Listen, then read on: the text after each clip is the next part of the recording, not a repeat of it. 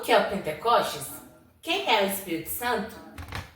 Hoje, no dia que estou gravando esse vídeo, amanhã vai ser o Pentecostes, né? Vamos responder essa pergunta: o que é o Pentecostes? Quem é o Espírito Santo? E o que o Espírito Santo faz? Fala, Vieta.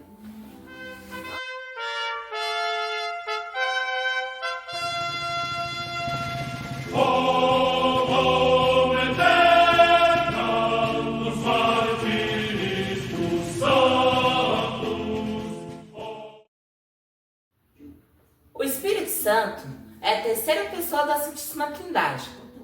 Ele é Deus como Pai e o Filho. A gente não vai entrar por enquanto tanto no tema da Santíssima Trindade, porque haverá um vídeo posterior aí falando sobre a Santíssima Trindade. Primeiro vamos falar do Espírito Santo. O Espírito Santo é esse Espírito que Deus envia ali um pouco antes da sua ascensão, que a gente vai ver um pouco na liturgia de alguns domingos da Páscoa, um pouco antes da ascensão e do Pentecostes. E esse Espírito é o que Jesus promete que vai guiar os apóstolos, vai guiar essa igreja que está nascendo, essa igreja nascente, que vai guiar ela para os posteriores. Porque Cristo, que é o primeiro Paráclito, ele sai, ele ascende ao céu e ele vai enviar um novo Paráclito. Ele pede ao Pai que envie um novo Paráclito. Esse é o Espírito Santo. O Espírito Santo é esse guia, esse defensor, esse santificador, que é o próprio Deus também, que nos santifica, que nos dá aquela graça que foi derramada por Jesus Cristo na cruz e nos consegue conceder ela hoje. Para entendermos melhor quem é o Espírito Santo, nós devemos também saber como ele se manifestou tanto no Antigo e tanto no Novo Testamento. A gente vai ver alguns símbolos também na arte cristã, mas vamos focar um pouco. Em Gênesis, vai falar que o Espírito Santo pairava sobre as águas. Já no Novo, vai mostrar tanto em Pentecostes, que é quando ele se mostra, quando ele é enviado, quando ele se manifesta aos apóstolos, ele aparece em línguas de fogo. E também depois vai ter outros momentos também que vai com a pomba, com o próprio fogo e o vento. Em Pentecostes, a gente vai abrir a Bíblia. Como dito, a gente vai pegar a Bíblia e vamos abrir em Atos dos Apóstolos, primeiro capítulo. Peraí, deixa eu procurar aqui, porque a Bíblia é grande, a da Ave Maria, muito boa, aliás. Ela vai estar em Atos, se não me engano,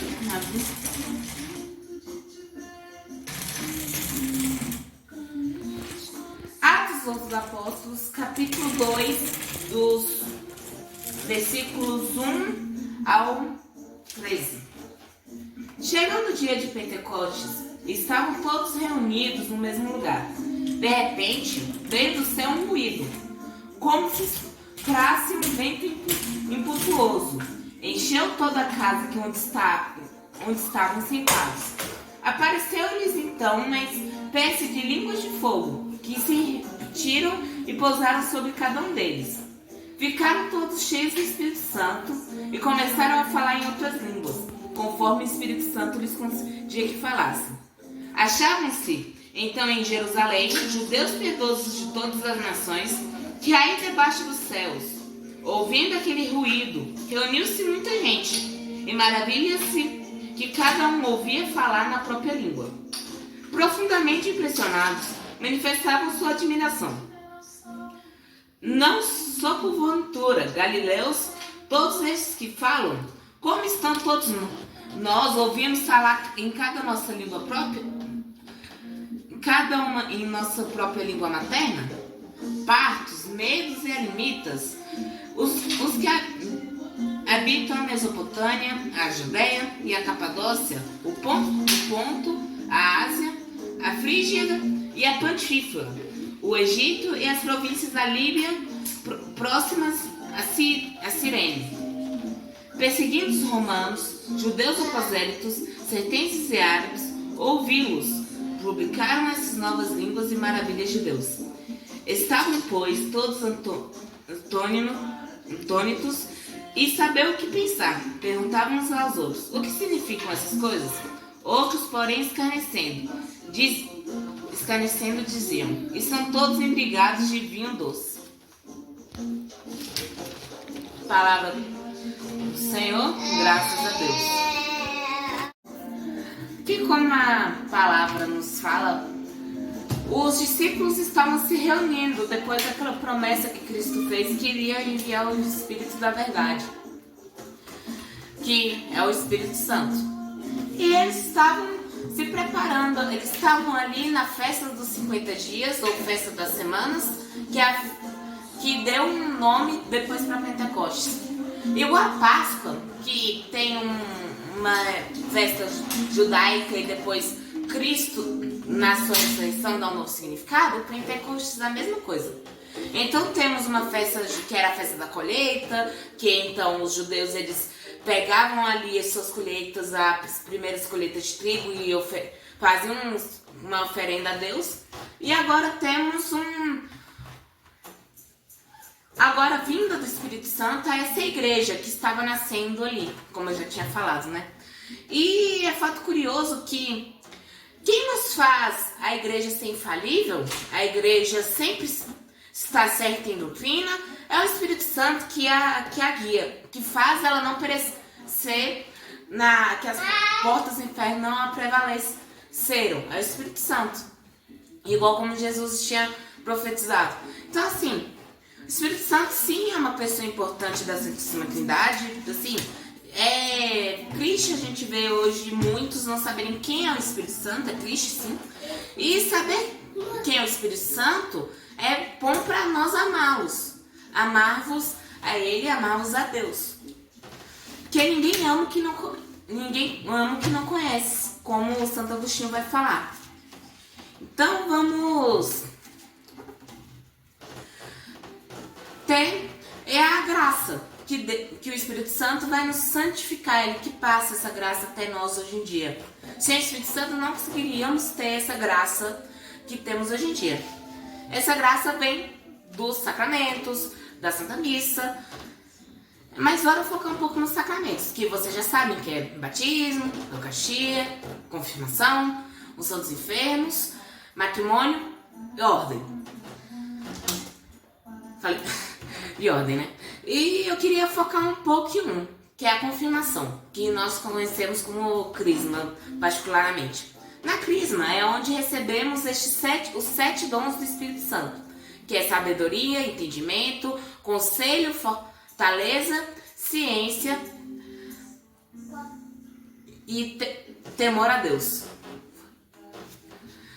Vamos para saber um pouco deles, que são o que o Espírito Santo nos dá para a gente crescer na caridade, crescer na fé, crescer na esperança, como já somos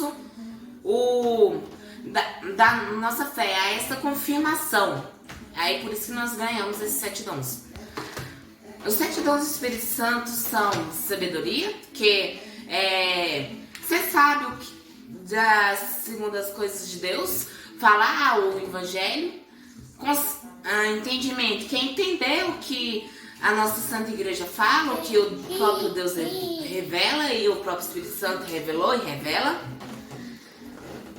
Conselho, que é a pessoa conseguir se aconselhar, conseguir caminhar a vida em rumo ao caminho do bem. Fortaleza, que é esse